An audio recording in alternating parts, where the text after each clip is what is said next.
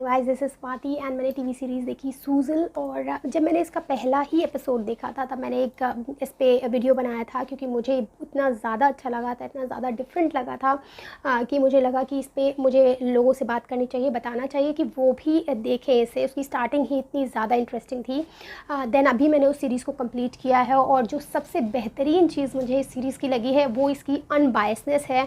इस तरह के कि जो इंक्लिनेशन ना होना किसी भी तरफ मेकर्स का, किसी एक पर्टिकुलर प्रोपेगेंडा की तरफ, किसी एक पर्टिकुलर पॉइंट ऑफ व्यू की तरफ। तो वो मुझे बहुत अच्छा लगा इस सीरीज़ का, जो कि जनरली सीरीज़ और भी अच्छी बनती हैं बट कहीं ना कहीं उनमें बिट्स एंड पीसेस में कुछ इंक्लिनेशन दिख जाता है मेकर्स का। बट यहाँ पर दो इन्होंने जो समाज का सिनेरियो दिखाया है, जो वहाँ का एक टाउन है उसका, उसमें जितने भी लोग हैं उनको बहुत ही अच्छी तरीके से क्लासिफाई किया है कि वो क्या हैं, उनका ओपिनियन क्या है, मत क्या है। लेकिन इसमें मेकर्स का पॉइंट ऑफ व्यू नहीं आता। वो किसी भी जो इंसान है, जैसे मार्क्सिस्ट एंगल भी दिखाया है, कैपिटलिस्ट एंगल भी दिखाया है, पुलिस के जो कुछ कर्मचारी हैं उनको भी दिखाया है, मैंने उनको ब्राइब लेते हुए भी दिखाया है, बट मैं आगे एक्सप्लेन करूँगी। और रिलीजियस एंगल भी दिखाया है। साथ ही साथ जो इसकी मेन थीम है चाइल्ड मोलेस्टेशन, चाइल्ड अब्यूज़, वो भी दिखाई है।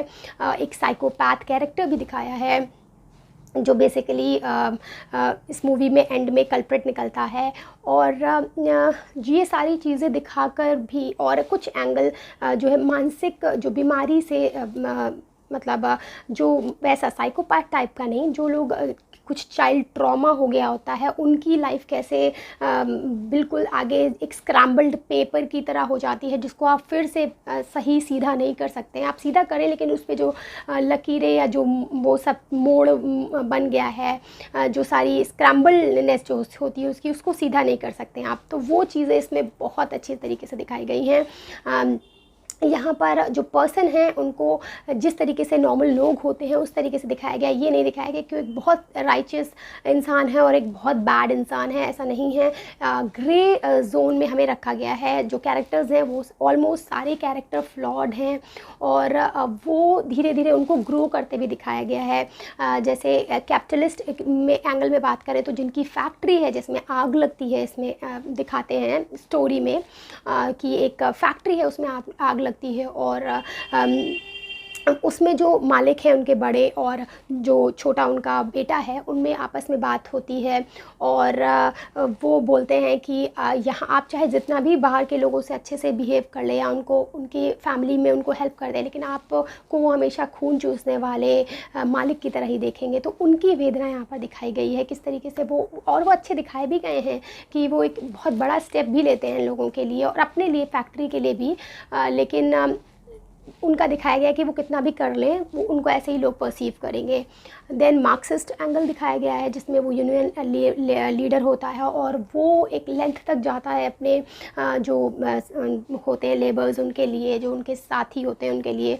और वो भी जो है जेन्युइन लगता है कि अगर वो इस यहाँ पर स्टेप इस तरीके से ना ले तो उनके लिए जो बाकी लोग हैं जो इतना ज़्यादा समझदार नहीं हैं और उनके लिए कौन स्टैंड लेगा, तो वहाँ पर वो भी जस्टिफाइड लगता है।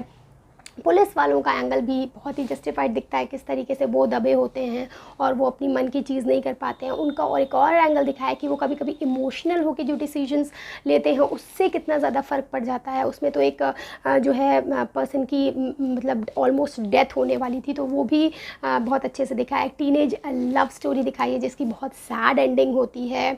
और रिलीजियस एंगल दिखाया, जो मेला यहाँ पर दिखाया गया है वो उसका बेस्ट पार्ट है। मेले को और स्टोरी जो चलती है साथ में, उसको किस तरीके से आपस में बांधा गया है, और जिस तरीके से 9 डेज़ बाद देवी जो है राक्षस को मारती है, उसी तरीके से इसमें जो मेन विलन होता है या जो कहें कि एक मेन साइकोपैथ होता है, उसको किस तरीके से जो पीड़ित लड़की होती है वो उसकी जो है मारती है उसी समय जब वो देवी और राक्षस को मार रही होती हैं। तो वो जो चीज़ें आपस में गुथ कर दिखाई गई हैं वो इतनी बेहतरीन लगती हैं। मेले के सीन्स जो हैं, जो वो फेस्टिवल चल रहा है वहाँ पर उतने डेज़ 9 डेज़ का, वहाँ पर इतना बेहतरीन तरीके से उससे ज़्यादा अच्छे से दिखा नहीं सकते हैं।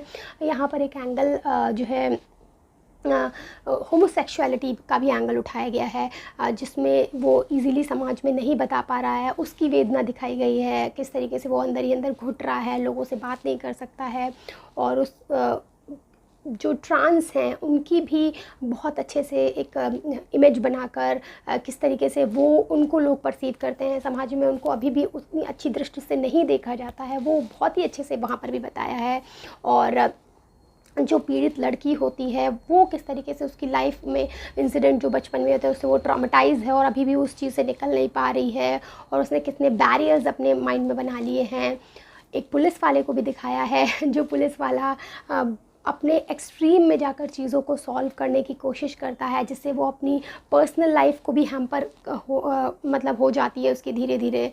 इन द एंड अभी वो ओपन एंडिंग छोड़ रखी है तो पता नहीं कि उसकी पर्सनल लाइफ पे क्या इफ़ेक्ट पड़ा होगा, बट वो अपने केसेस से इतना ज़्यादा इफ़ेक्ट हो जाता है और इतना ज़्यादा सही करने की कोशिश करता है कि जो जनरली देखेंगे कि कभी कभी लोग इतना ज़्यादा एम्पथाइज़ करते हैं लोगों से कि अपनी पर्सनल लाइफ को पीछे छोड़ देते हैं। तो ये सारी चीज़ें इसमें बहुत ही बेहतरीन तरीके से दिखाई गई हैं। ये अभी तक की इंडिया की वन ऑफ द, अगर मैं 1 से 10 तक कुछ सीरीज़ की लिस्ट बनाऊंगी आगे की जो मुझे इंडियन सीरीज़ पसंद है, उसमें ये ज़रूर टॉप 5 में आएगी अभी तक, क्योंकि बहुत ही ऐसा नहीं है कि टेक्निकल फॉल्ट्स नहीं हैं, इसमें कुछ 1-2 लूज एंड्स भी हैं, बट जिस तरीके से मेकर्स ने दिखाया है, जो सिनेरियो पूरा बनाया है और वो कैरेक्टर्स इतने ज़्यादा रिलेटेबल लगते हैं, बहुत ही बेहतरीन लगते हैं।